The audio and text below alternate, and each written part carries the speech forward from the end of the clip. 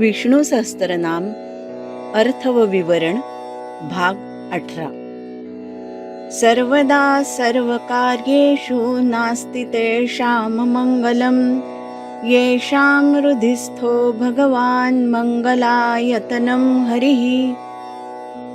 मंगल अशा श्री विष्णूंना नमस्कार करूया आणि आपण आपल्या विवरणाकडे वळूया।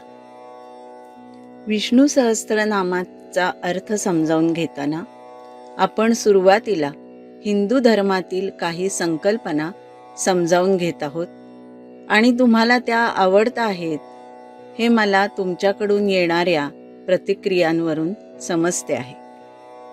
मागील भागामध्ये आपण रुद्राचे स्वरूप सविस्तर समजावून घेतले।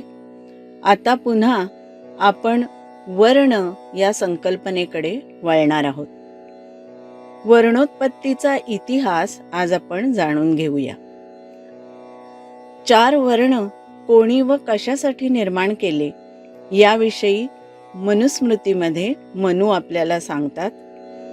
लोकानां तु विवृद्ध्यर्थं मुखबाहुरुपादतः ब्राह्मणं क्षत्रियं वैश्यं शूद्रं च निरवर्तयत्। म्हणजे लोकांच्या सर्वांगीण उत्कर्षासाठी परमेश्वराने मुख, बाहू, उरु व पाद यांच्यापासून अनुक्रमे ब्राह्मण, क्षत्रिय, वैश्य व शूद्र हे वर्ण निर्माण केले। मनूंचा हा श्लोक ऋग्वेदातील एका ऋचेचा अनुवाद आहे असे म्हणता येते।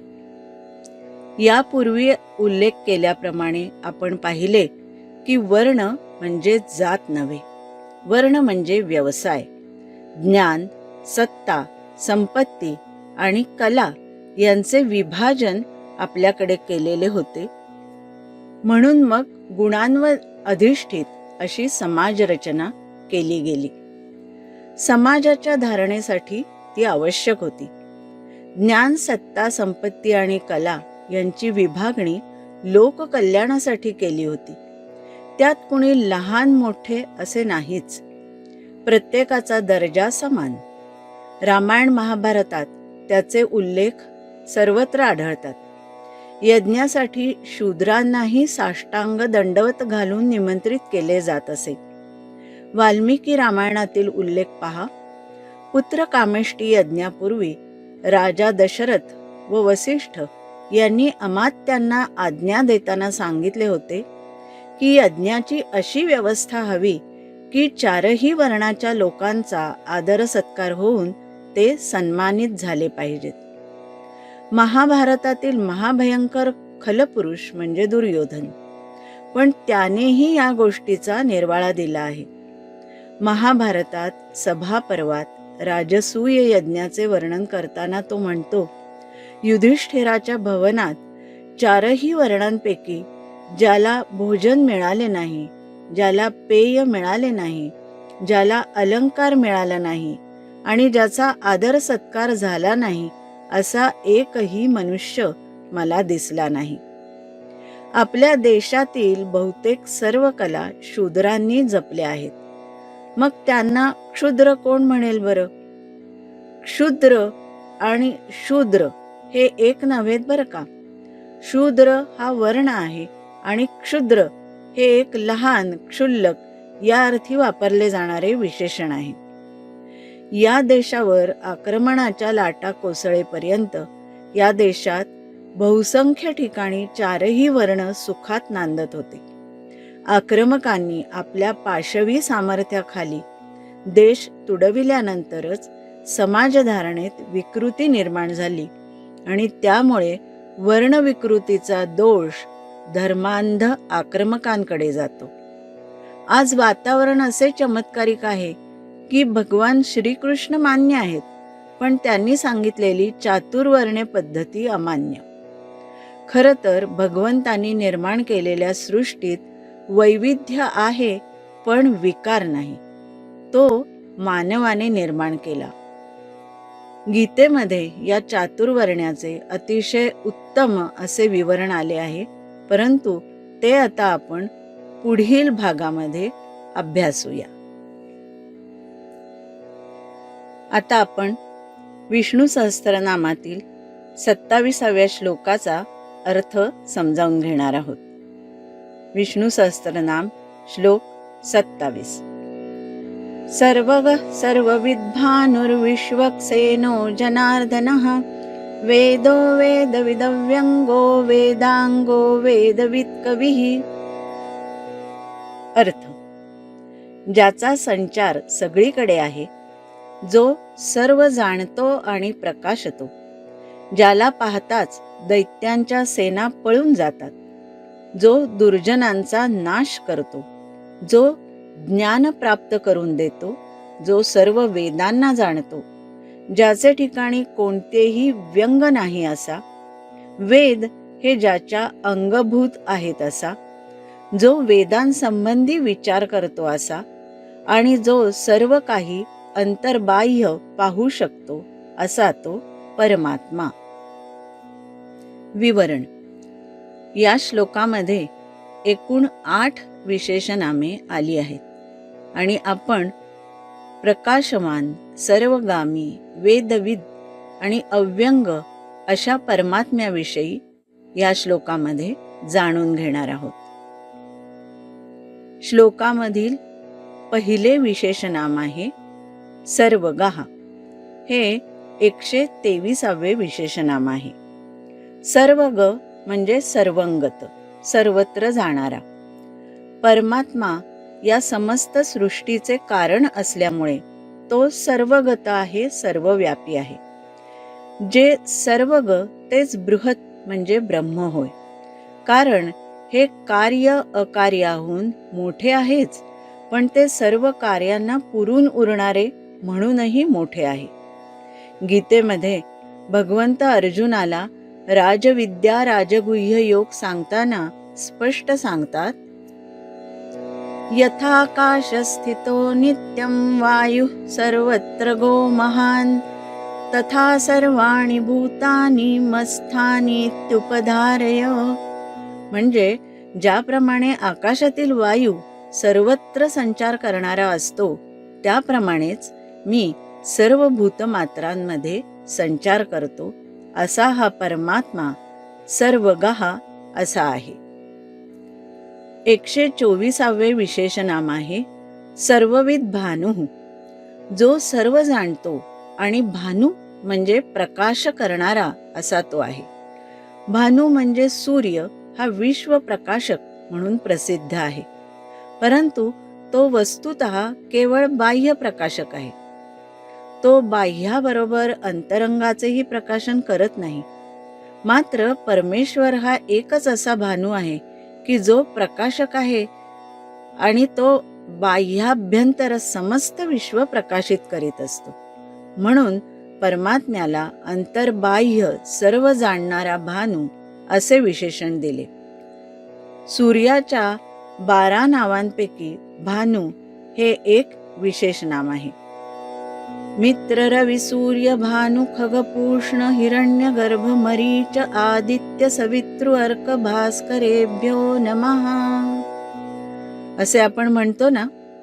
याच सूर्याचे तेज अंशतः प्राप्त व्हावे म्हणून गायत्री मंत्र जपला जातो. ओम भूर्भुवस्वः तत्सवितुर्वरेण्यं भर्गो देवस्य धीमहि धियो यो नः प्रचोदयात्. ओम हा अत्यंत प्रभावी मंत्र आहे. त्याचा अर्थ असा आहे की या प्रकाशमान परमात्म्याचे तेज आमच्या बुद्धीला सन्मार्गावर जाण्यासाठी प्रेरित करो. हाच मंत्र समर्थांनी जपला, त्याचे पुरश्चरण केले आणि मग त्यांना अद्वितीय असे सामर्थ्य प्राप्त झाले. 125वे विशेषनाम आहे विश्वक्सेनः. विश्वक म्हणजे सर्वतोदिश आणि सेना म्हणजे सैन्य. ज्याची सेना सर्वत्र आहे तो विश्वक्सेन. ज्याच्या पदरी सेना असते तो राज्य करतो. एखादा राजा सार्वभौम म्हणवितो, परंतु त्याचे सार्वभौमत्व आपल्या प्रदेशापुरतेच असते. देहावर असेल पण मनावर त्याची सत्ता चालत नाही. परमेश्वरच एकमात्र सर्व सत्ताधीश आहे, कारण त्याची सेना सर्वत्र पसरली आहे. त्यामुळे सर्वत्र त्याचेच राज्य आहे. या विश्वक सेनाचा एक सैनिक म्हणजे प्रत्येकाच्या शरीरात वसलेला जीवात्मा होय, किंवा ज्याला पाहताच शत्रूचे सैन्य इतस्ततः पळून जाते त्याला ही विश्वक सेना असे म्हणता येईल. 126वे शुभ नाम आहे जनार्दनः. जन म्हणजे जीव आणि अर्दन म्हणजे पिडणारा. परमेश्वर जीवांना त्यांच्या कर्माप्रमाणे शुभाशुभ फल देऊन पीडत असतो. पापकर्माचे फळ दुर्गती देऊन जीवांना तो पापकर्माचे प्रायश्चित्त करायला लावतो आणि पुण्यकर्माचे फळ सुगती देऊन अनित्यत्व दाखवून देत असतो. अनित्यम असुखम लोकम इमं प्राप्य भजस्व माम असे गीतेच्या 9व्या अध्यायामध्ये भगवंत सांगतात. या अर्दनात त्याचा हेतू जीवांच्या ठायी जिज्ञासा पेरण्याचा असतो, त्रास देण्याचा नसतो. अर्दनाचे फलितही शेवटी आत्मज्ञानातच असते. या दोन्ही कारणांनी जनार्दन म्हणजे जनांना, भक्तांना त्यांनी याचना केली असता परम पुरुषार्थ लाभ करून देणारा असा अर्थ निष्पन्न होतो, किंवा तो दुर्जनांचा नाश करतो म्हणूनही तो जनार्दन असे त्यास म्हणावयाचे. 127वे विशेष नाम आहे वेदः. वेद म्हणजे जाणणारा, किंवा 4 वेद ज्याचे स्वरूप आहेत असा. वेद अक्षर स्वरूप आहेत आणि ज्ञान स्वरूप आहेत. हे ज्ञान जो प्राप्त करून देतो असा परमात्मा. ब्रह्माचेही तेच लक्षण आहे. अक्षरम ब्रह्म परमम. त्यामुळे वेदाला ब्रह्म आणि ब्रह्माला वेद ही पर्याय नामे झाली आहेत. वेदाचे हे रहस्य जर ओळखले नाही तर मग वेदाची किंमत कळणारच नाही. तीही अक्षर मात्रच म्हणावी लागेल. शब्दाला अर्थ असतो, अक्षराला नाही. अक्षर अव्यक्त आहे म्हणून त्याची किंमत अगणितच आहे. वेद हे तसेही अक्षर स्वरूपच आहेत, म्हणूनच त्यांना अक्षर राशी असेही म्हणले जाते. हे 4 वेद म्हणजे परमात्म्याची वाणीच प्रगटली आहे. 128वे विशेष नाम आहे वेदवित. वेदवित म्हणजे वेद जाणणारा. केवळ वेदवित तो नव्हे जो वेदाची अक्षरे जाणतो, तर तो होय जो आत्मज्ञ आहे. वेदाची अक्षरे घोकणारा आणि षडंगांचे अध्ययन करणारा ब्रह्मचारी, यज्ञयागात आणि संस्कारात त्यांचा विनियोग करणारा गृहस्थ, तपस्या करून महावाक्य विचाराने आत्मचिंतन करणारा वानप्रस्थ आणि अहम ब्रह्मास्मी म्हणून विदेह विहार करणारा संन्यासी हे सगळे वेदवित आहेत. संकल्प, साधन आणि सिद्धी जर वेदरूप आहे तर मग तो परमात्मा वेदवितच म्हणावयाचा. ब्रह्मकर्म समाधी ज्याची लागेल तो वेदवित होय. असा हा वेदवित परमात्मा. 129वे विशेष नाम आहे अव्यंगः. जो व्यंग नव्हे तो अव्यंग. परमेश्वर सर्वांग संपूर्ण आहे. त्याच्यात अमुक एक अंग उणे आहे असे म्हणता येत नाही, म्हणून तो अव्यंग. परमेश्वर वस्तुतः अव्यक्त मूर्ती आहे, तो व्यक्त होत नाही. आणि त्यामुळेच व्यक्ताबरोबर येणारे जे गुणदोष त्यातून तो मुक्त आहे. कोणतीही व्यक्ती कितीही सर्वांग सुंदर कल्पिली तरी तिच्या ठाई काही ना काही न्यून आढळतेच आढळते. परमेश्वर जो सर्वांग सुंदर निर्दोष आहे तो अव्यक्त मूर्ती आहे आणि म्हणून तो अव्यंग आहे. आता याच्या पुढचे विशेषण वेदांग आहे. ही सर्व वेदांगे व्यंगहीन आहेत, असाही अव्यंग या विशेषनामाचा अर्थ आहे. 130वे विशेषनाम आहे वेदांगाः. वेद हे ज्याच्या अंगभूत आहेत असा तो परमात्मा आहे. वृक्षाचे मूळ, स्कंध, शाखा, विटप, पत्र, पुष्प, फळ ही सर्व अंगे मिळून एक वृक्षच बनतो. वृक्ष आणि वृक्षांगे अभिन्नच होत. तद्वतच वेद आणि वेदांगे एकच आहेत, ती दोन नाहीत. परमात्मा वेद स्वरूप आहे, तर वेदाची अंगेही तोच आहे. ही वेदाची अंगे कोणती बरं? शिक्षा, कल्प, व्याकरण, निरुक्त, छंद आणि ज्योतिष ही 6 वेदांगे मानली गेली आहेत. शिक्षेने मंत्रोच्चार कसा करावा ते कळते. निरुक्ताने शब्दज्ञान होते. व्याकरणाने पदज्ञान होते. तर छंदाने चरणज्ञान होते, चाल कळते. हे मंत्रज्ञान झाले. आता तंत्रज्ञानासाठी कल्प आणि ज्योतिष ही 2 अंगे आहेत. ज्योतिषाने कर्मकाल आणि कल्पाने अधिष्ठान आणि उपकरणादी विधिज्ञान होते, ते तंत्रज्ञान होय. मंत्र आणि तंत्र मिळून पूर्ण ज्ञान. ज्ञानासाठी आवश्यक अंगे म्हणजे पंचेंद्रिये आणि अंतःकरण ही षडंगे होत. यांच्याद्वारा आत्म्याचे बाह्याभ्यंतर ज्ञान होते. हे ज्ञान हाच वेद होय. त्याच्या ज्ञानाची ही षडांगे आणि ती सर्व ज्ञानमय परमात्म स्वरूपच होत. 131वे विशेषनाम आहे वेदवित. मत्स्यावतारात देवाने वेदांचा उद्धार केला आहे. या वेदोद्धारामुळे तो वेदविद झाला आहे. देवाने शंखासुराला मारून त्याने कल्पांती चोरून नेलेले वेद परत मिळवले, म्हणूनही तो वेदविद. शंखातून जो अवर्ण ध्वनी निघाला तोच वेद होय. त्यातूनच पुढे सर्व वर्ण निघाले.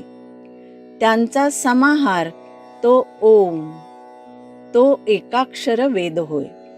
या सर्व संख्यात आणि असंख्यात वेदांना कारणत्वाने अव्यक्ताक्षर रूपाने धारण करणारा म्हणून परमेश्वर हा वेदविद म्हटला आहे. तो वेदान वेत्ती, तसा वेदान विंदती म्हणूनही वेदवित आहे. म्हणजे वेद हे ज्याच्या अंगभूत आहेत असा तो आहे. या श्लोकातील शेवटचे विशेषनाम आहे कविः. हे 132वे विशेषनाम आहे. कवी म्हणजे क्रांतदर्शी आणि क्रांतदर्शी म्हणजे पारदर्शी. जो अंतर्बाह्य पाहू शकतो असा तो आहे. जो हे ऐहिक जीवन तेवढे पाहतो, ज्याला पलीकडचे दिसत नाही, तो कवीच नव्हे. जो या देहाच्या पलीकडचे आत्म्याचे जीवन पाहतो तो कवी होय. काव्य करतो त्यालाही कवी म्हणतात. परमेश्वराचे काव्य कोणते बरं? तर ही सृष्टीच परमेश्वराची काव्यकृती होय, जी नित्य नूतन आहे, जी अजर आणि अमर आहे. अशी दिव्य भव्य सर्वाश्चर्यमय चिरंतन कलाकृती परमेश्वरा वाचून अन्य कोण करू शकतो? सृष्टीमूल संकल्पही वाङ्मयच असतो. त्या वाणीची परा, पश्यंती, मध्यमा, वैखरी ही रूपे होत. वेदांसारखी सर्वश्रेष्ठ शब्दरचना ही परमात्म्याच्या सहज निश्वासावाटे प्रगट झाली. मराठी वाङ्मय असे भाग्यवान की असे सिद्धहस्त सिद्धवाणी कवी आपल्या मराठी वाङ्मयाला लाभले.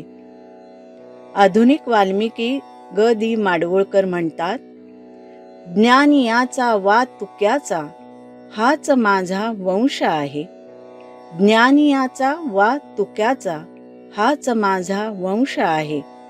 माझी या रक्तात काही ईश्वराचा अंश आहे, ईश्वराचा अंश आहे. अशा त्या कविस्वरूप परमात्म्याला मनोभावे वंदन करून आज इथेच विरमूया. आज 8 ऑगस्ट. आज एक विशेष तिथी आहे, आषाढी अमावस्या, अर्थात दिव्याची आवस. जे दिवे आपल्याला वर्षभर उजेड देतात, त्या मांगल्याचे प्रतीक असणाऱ्या दिव्यांप्रती कृतज्ञता व्यक्त करण्याचा आजचा दिवस. दिवे स्वच्छ करून उजळवावेत, त्यांना पाटावर वा ताम्हनात ठेवून प्रज्वलित करावेत व त्यांची पूजा करावी आणि मग मंत्र म्हणावा. दीपसूर्याग्निरूपस्त्वं तेजसः तेज उत्तमं गृहाण मत्कृतां पूजा सर्वकामप्रदो भवः. अशी मनोभावे प्रार्थना करावी. मला खात्री आहे की सहस्रनामातील तेजाचे स्वरूप जाणल्यावर आपण अधिक श्रद्धापूर्वक ही पूजा कराल आणि ज्ञानाचा प्रकाश आपल्या घरामध्ये पसरेल, कारण हीच आपली संस्कृती आहे, हीच आपली श्रद्धा आहे. उद्यापासून श्रावण सुरू होतो आहे. शुक्रवारी नागपंचमी आहे. सणांची या महिन्यात रेलचेल असते. तेव्हा सर्वांना सुखमय आरोग्यासाठी शुभेच्छा देते आणि पुढील रविवारपर्यंत विश्रांती घेते. धन्यवाद.